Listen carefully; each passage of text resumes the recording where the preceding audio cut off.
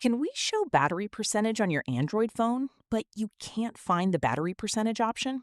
Then don't worry. In this tutorial, I'll show you how to fix it easily. First, open the Settings app on your phone. Now tap on Notifications and Quick Setting. Here, look for an option called Status Bar or Battery Style. Inside this section, you'll usually find the Show Battery Percentage option. Simply enable the toggle and the battery percentage will instantly appear next to the battery icon on the top status bar. If you still don't see the option, then your phone software may have moved the setting after a recent update. In that case, use the search bar at the top of settings and search for battery percentage. From there, you can directly open the correct setting and enable it. That's it. This is the fastest way to fix missing battery percentage settings on Android phones.